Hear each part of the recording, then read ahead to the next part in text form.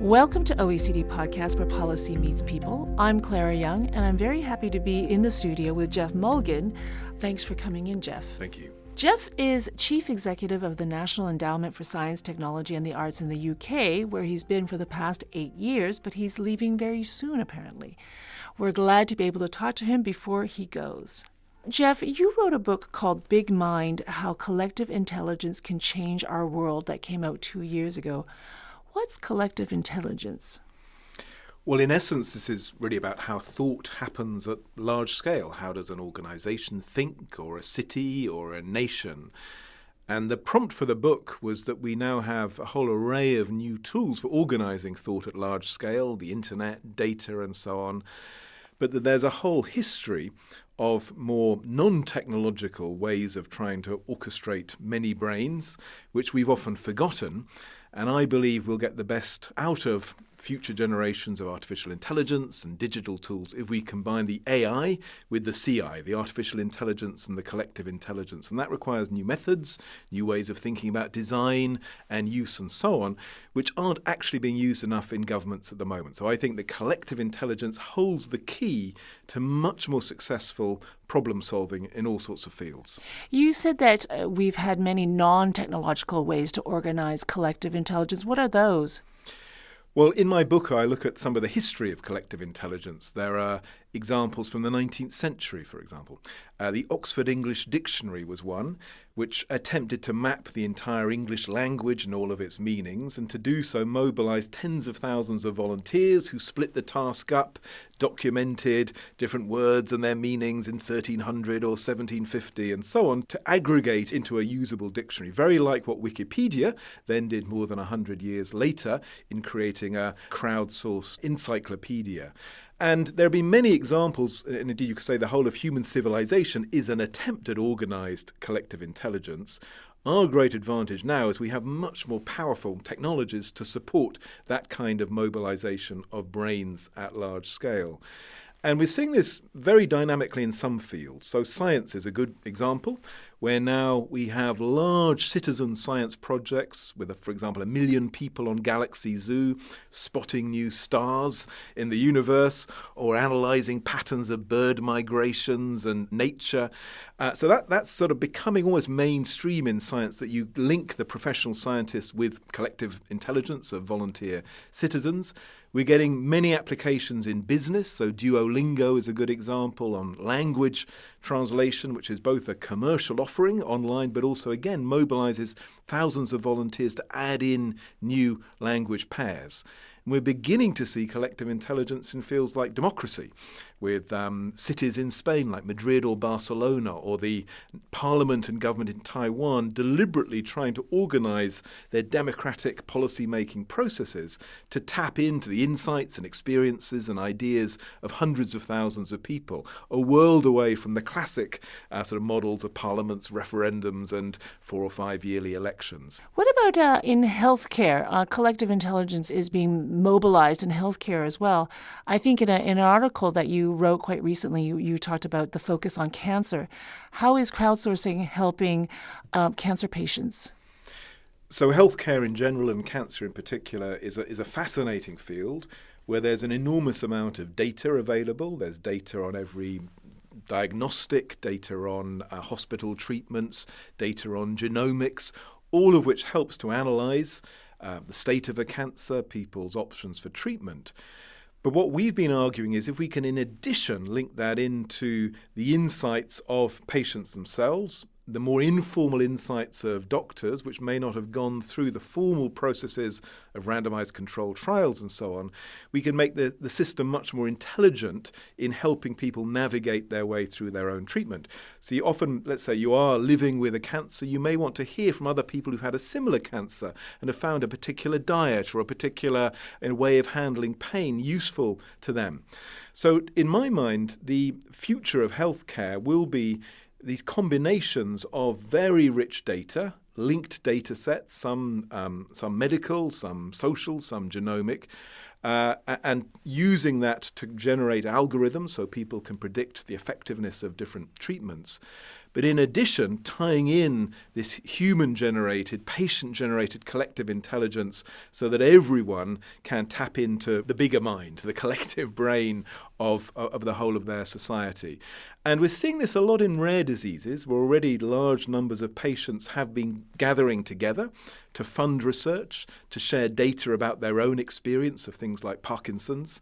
And in a way, this often sort of patient-generated movement is beginning to migrate into the traditional health system, dominated by doctors and bureaucrats and others, who in the past were a bit resistant to that. But I think the smart people in health realize the future is AI plus CI, data and clinical professional knowledge plus citizen patient-generated collective intelligence. And the goal of that would be for patients to be able to move towards a more active involvement in their treatment. I think in almost every field, the promise of collective intelligence is to give the individual, or indeed the small group, more control, more agency over their choices, and that could be their choices of cancer treatment, or for that matter, it could be their choices about jobs and careers in a very rapidly changing labour market. Or in democracy, it could be active participation in shaping policies rather than just being an observer.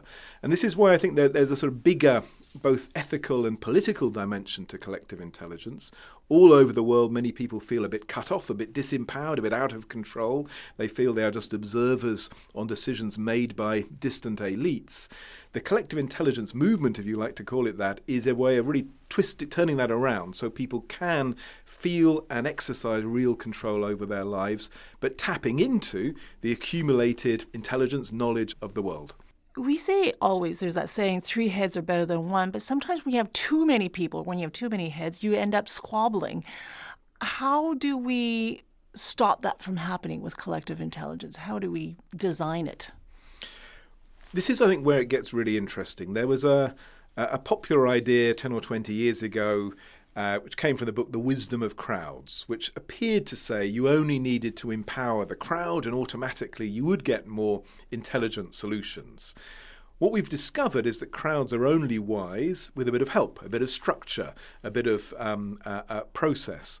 And so what we call intelligence design is really about how you organize processes so they do tap the full intelligence of a group rather than just shouting or noise or treating every input as equal, where one might be deeply knowledgeable or have deep experience and one not at all. And this is happening in quite an interesting way in democracy. How do you organize the debates around issues in such a way that people don't troll each other, denounce each other in ways which don't polarize opinion but rather bring it together? That gets down to very fine-grained design of social media platforms and discussion platforms and decision making. And of course, our social media have gone almost exactly the wrong way in the last 5 or 10 years. Similarly, in health, if you can have collective intelligence in health, it's not that everyone's opinion is equal. There is a whole body of deeply grounded clinical knowledge about what works or what doesn't work, about understanding human biology. You don't want to ignore that. You've got to respect that, as it were, hierarchy of knowledge, but also link it into a much broader base of inputs around things like experience or management of pain, which aren't so well understood by the traditional medical hierarchies. And one of the arguments we've been making in the last few years is there is a new field of intelligence design needed. It's not at the moment being taught by any universities. There are no companies specialized in it.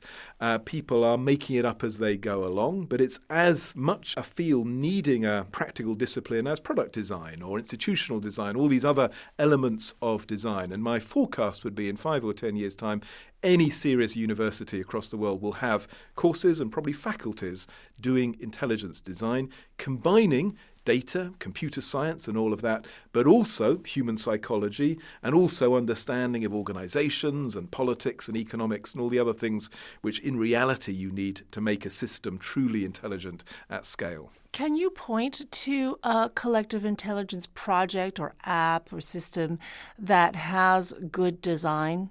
Well, one of the fields I'm really interested in is what we call intelligence assemblies, when people or companies have tried to pull many elements together to become like a human brain is at its best, combining observation, memory, creativity, judgment, all the things we do every day, hopefully, in between our in our skulls. And there are some good examples. There are very well-known ones like Google Maps, which was an assembly of multiple elements by Google. They bought up lots of startup companies. They used open APIs so that hundreds of thousands of websites could use Google Maps. They had Google Map Maker so the public could fill in missing bits. So it's a good example of mobilizing large-scale collective intelligence to create something very useful. Wikipedia is, of course, another very well-known example.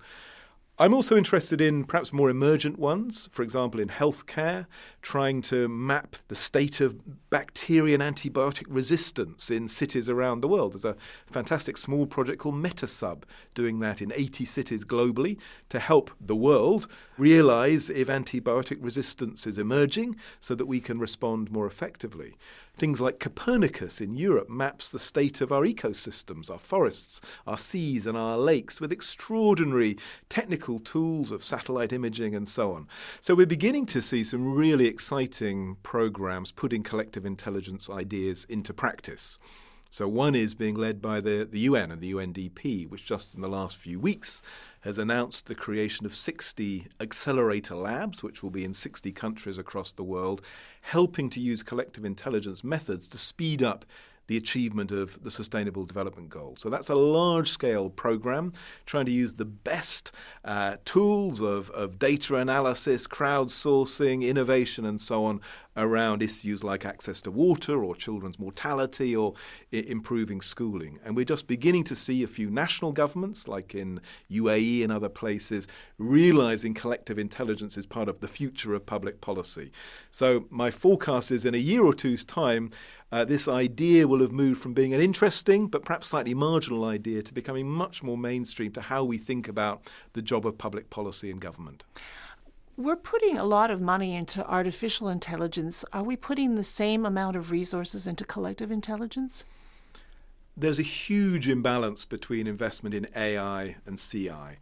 Tens of billions being invested in AI by companies like Facebook and Google, governments in China, the US and across Europe, and almost nothing being put into collective intelligence. Now that is not very smart in my mind. Very intelligent. It's not very intelligent. If we really want intelligent outcomes, we want a more intelligent, say, health system, schooling system, transport system, then I would recommend to spend 1% of the money going into AI into CI, and I predict you get much better value for money for citizens and taxpayers and consumers. So we're beginning to see emergent, really very good examples of collective intelligence. They're still not the norm, though, in public policy or governments. And one of the reasons is, as I said before, is the absence of an intelligence design profession which can help turn these promising examples into the everyday mainstream in the way that something like Google Maps has become so much part of our everyday life. You've spoken about a knowledge commons and, for example, in health. What is that? A knowledge commons in some ways is a very simple idea. Is how do we mobilize the accumulated knowledge of the world in useful forms? And in some ways we're in a very paradoxical moment. On the one hand, it appears you can Google search for anything, so it appears knowledge is at your fingertips. And yet in reality it's very hard for people to get hold of the most useful knowledge for them. I mean, you could be a policy maker in a municipal government or a national government or in a business. You often get noise back or confusion. So what a health knowledge commons is essentially a much more structured body of knowledge, organized in a way so that you can link, as I said earlier, very specialized clinical knowledge based on randomized controlled trials and clinical trials, but also emergent innovations or patient-generated insights. But the crucial thing is that the Knowledge Commons shows you how much reliability to put on different kinds of information and turns it into forms which are easy for you to use. Whereas searching through academic databases or journals is not exactly very accessible for most of the population. And alongside the intelligence design task, I think we will see more and more investment in the orchestration of knowledge commons, in education, in health, welfare, policing, all of these different fields, where at the moment knowledge is surprisingly poorly organized. And in our experience, most public sector professionals across most of the world aren't using most of the knowledge they could be using to do their job better. It's the paradox of a very connected world, is it's still surprisingly ignorant in all sorts of ways. And that's partly because it's no one's job to organise that knowledge in ways which are used and useful. So, for example, all the government data that we have, putting that to use. Yeah, well, in the UK in the last few years, we've been creating what works centres. And we host at Nesta, I think, called the Alliance for Useful Evidence, which is all about making evidence useful and used by teachers, social workers, policymakers, police officers, and so on. And it turns out that's partly a job of organising the world's experience of what does or doesn't work on, vehicle burglary or primary school maths, etc., but also making it easy to digest for very busy people on the front line. And that's why we've called it the Alliance for Useful Evidence. It's not just about having a repository of academic reports. And these, in a way, are versions of future knowledge commons, where it becomes much more explicitly someone's job to curate, organise complex knowledge and make it easy for people to use. And my hope is in the next 5 or 10 years, there'll be many more people essentially who have that job. Of course, the OECD plays a crucial role in feeding into that kind of knowledge commons. In a way, you are a knowledge commons. But I think you often need others to help turn that knowledge into more easily digestible forms for people on the front line in a school or a small town. Well, thank you, Geoff, for that very interesting conversation on collective intelligence. Thank you for listening to OECD Podcasts. I'm Clara Young. To listen to other podcasts, please find us on Spotify, iTunes, and SoundCloud/OECD.